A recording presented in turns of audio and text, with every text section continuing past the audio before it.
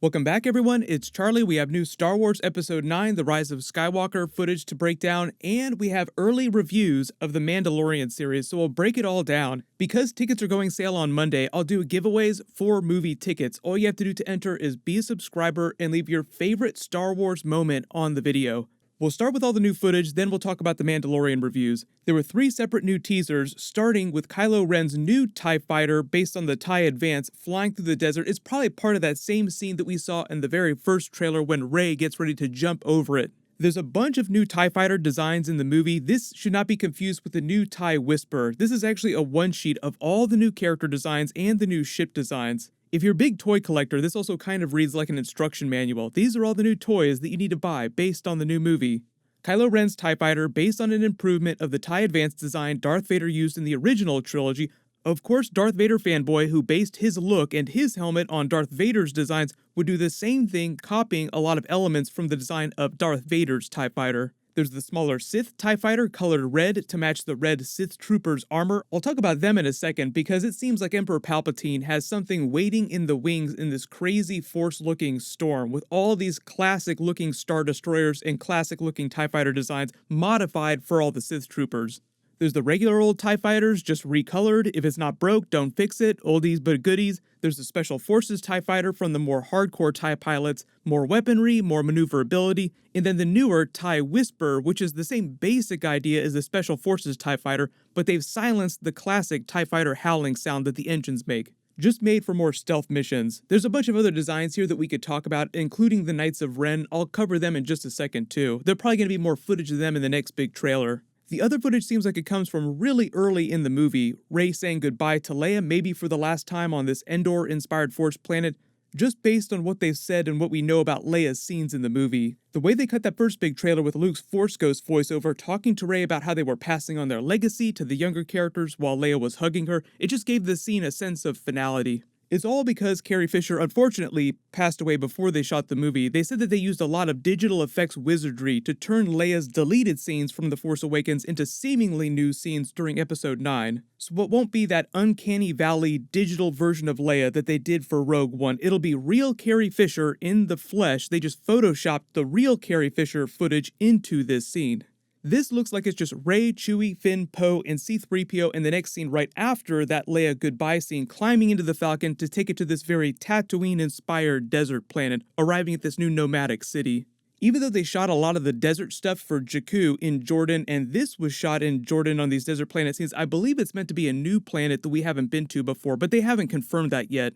Just for reference, all the desert scenes from Episode 4 and Return of the Jedi were shot in Tunisia, so even though it looks very similar, it's shot in a very different place. Clearly you can tell though, thematically, how they're mirroring the movements of the original trilogy. For instance, in Episode 4, you start on Tatooine, a desert planet. At the end of that trilogy in Return of the Jedi, you wind up back on Tatooine in the desert.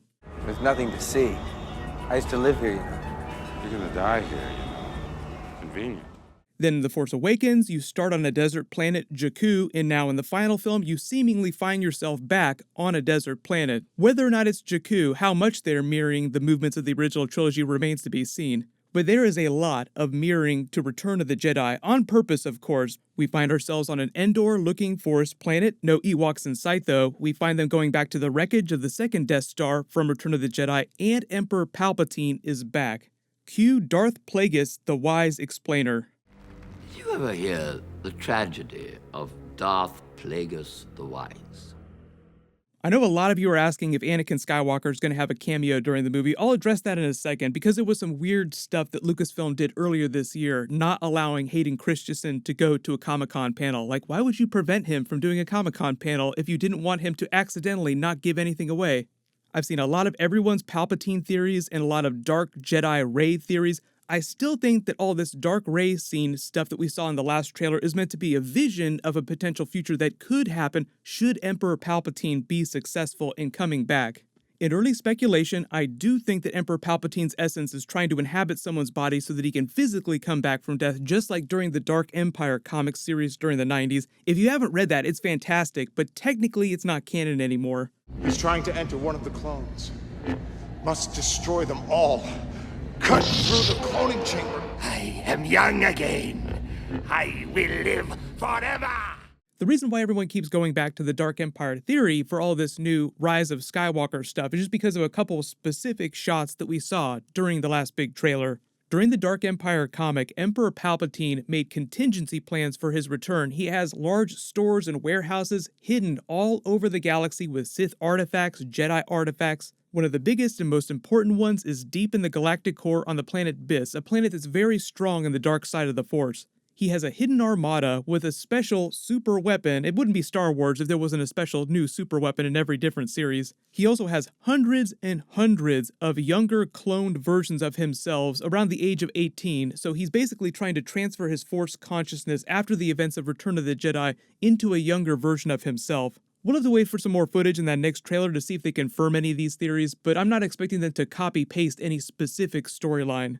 Most of the biggest twists and Force abilities are all covered during that stuff, and slowly what they've done with new Star Wars is re-canonize a lot of the expanded universe. They've also done the same thing during the Mandalorian series, bringing some stuff back into the canon. Even though the footage they've given us so far is cut in a very confusing way to try and mislead you, I'm getting all these Return of the Jedi flashbacks watching it, and until they give us a bunch more footage, my expectations are that the ending will be a twist on the ending of Return of the Jedi, where Vader tried to kill the Emperor, but maybe this time Kylo Ren will be successful. Redemption of Ben Solo. I think that's what most people are expecting. There'll be some sort of redemption for Kylo Ren, who is also part Skywalker by blood, the Rise of Skywalker. But addressing the Anakin Skywalker cameos, because we haven't had Hayden Christensen involved in the new trilogy that much, a lot of people are expecting that because this is the final film of the Skywalker trilogy, and Darth Vader, Anakin Skywalker, is such a big part of the Skywalker saga story that they will find room for him to cameo either as a Force ghost or in some other way. But now talking about the early Mandalorian reviews, they screened about 30 minutes of footage from the first episode for critics. Everyone was going crazy about it. It's all the feedback that you want to hear about a new Star Wars series. Most of what I've seen is that classic Star Wars fans are really hyped up about what they're doing with The Mandalorian because by design it's made to be very classic Star Wars. It's taking place 5 years after Return of the Jedi, so it's before the rise of the First Order. They just invited a bunch of journalists to a news conference where they screened all this footage, and during that they revealed that they've already started the first week of filming on Season 2 of The Mandalorian. So they've already renewed it, and it sounds like they're going to premiere Season 2 next year around this same time, which I think is great that it's back on a regular schedule. I've seen a little confusion in the comments on the Mandalorian trailer videos because obviously he's doing the Boba Fett thing where you never see him take his helmet off, at least in the trailers. We'll probably see him do it during the series. A lot of people are confused about who that is, so if you didn't watch the first teaser, he actually speaks during that. It's Pedro Pascal that's playing the Mandalorian character. You don't know what his actual name is, they just call him the Mandalorian, which is a riff on the classic spaghetti westerns like Clint Eastwood's Man with No Name. He actually does have a name, but it's not like characters in his movies walk around saying his name all the time. They're also spinning up to shoot the Star Wars Obi-Wan Kenobi Disney Plus series early next year. There's no release date for that yet, so they could drop it at any point. I have a feeling, though, that they'll try to drop it during a different part of the year because it'll also probably be about 8 episodes, which is what The Mandalorian is. If you're a big fan of Dave Filoni's Clone Wars and all the Rebels stuff, he also teased that we would see characters from the Clone Wars animated series appear during the live-action series. He didn't say Ahsoka was going to show up, he said just wait and see, so that pretty much confirms that we would be seeing some classic characters come back.